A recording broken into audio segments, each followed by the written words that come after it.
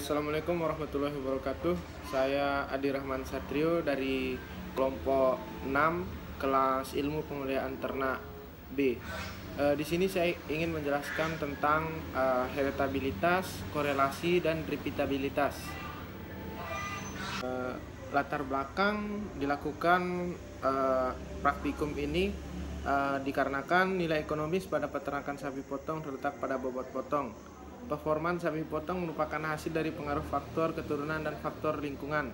Bobot lahir pada sapi merupakan salah satu sifat yang penting karena dapat diamati dan diukur lebih awal untuk digunakan sebagai kriteria seleksi. Karena itu perlu dilakukannya heritabilitas, korelasi, dan repeatabilitas agar menjadi suatu tolak ukur dalam mengetahui kemampuan induk untuk menurunkan kesamaan sifat pada keturunannya. Heritabilitas merupakan parameter genetik untuk mengukur keragaman total fenotipik yang disebabkan oleh keragaman genetik aditif. Untuk heritabilitas penting untuk pelaksanaan persidangan dan seleksi. Korelasi genetik merupakan hubungan antara satu sifat dengan sifat yang lain secara genetik. Bobot sapi memiliki korelasi positif dengan bobot lahir. Seleksi yang dilakukan terhadap bobot sapi akan meningkatkan bobot lahir pada generasi berikutnya. Sedangkan repeatabilitas merupakan parameter untuk mengukur performan sapi potong dari produksi pertama dengan produksi selanjutnya. Untuk tujuan dan manfaat dari praktikum ini adalah tujuannya dilakukannya praktikum ini untuk mengetahui apa itu heritabilitas, korelasi genetik, dan repeatabilitas, cara perhitungannya dan kegunaannya untuk diaplikasikan. Untuk manfaat dari praktikum ini adalah praktikan dapat melakukan perhitungan heritabilitas, korelasi genetik, dan repeatabilitas yang dapat diaplikasikan dengan baik untuk mendapatkan produk peternakan secara maksimal di masa akan mendatang. Jadi karena kesalahan dalam lightning yang tidak bisa ditampilkan, jadi saya ingin membacakan saja hasil rekapitulasi data heritabilitas bobot lahir. Jadi saya di sini akan menunjukkan tabel hasil indeks bobot lahir yang saya miliki. Kemudian saya akan menampilkan faktor koreksi, kemudian jumlah kuadrat antar pejantan atau JKS, jumlah kuadrat antar anak dalam pejantan, JKW, derajat bebas antar pejantan, derajat bebas antar anak dalam pejantan, kemudian kuadrat tengah antar pejantan atau KTS, kuadrat tengah antar anak dalam pejantan, kuadrat tengah harapan antar anak dalam pejantan, kuadrat tengah harapan antar pejantan, dan heritabilitas indeks bobot sapi. Saya menghasilkan angka 0,460189. Kemudian saya di sini menjelaskan tentang nilai korelasi indeks bobot lahir dan bobot sapi. Ya sama seperti itu, saya akan menampilkan di sini tabel indeks data yang saya miliki.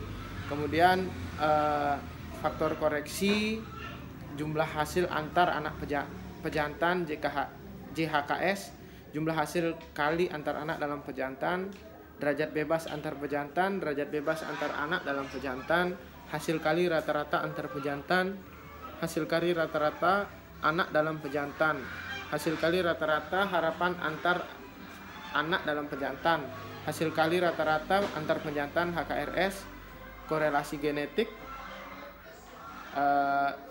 Korelasi genetik yang saya hasilkan di sini minus 0,00516636. Jadi kesimpulan dari hasil korelasi genetik saya itu bahwa data yang saya miliki atau data dummy yang saya buat di bawah standar dikarenakan hasil yang saya dapat minus. Untuk korelasi standar berkisar minimal 0,1.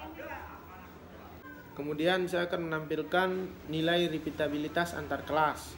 Jadi ini tabel repeatabilitas bobot lahir dan ini perhitungan repeatabilitasnya yang saya dapatkan hasil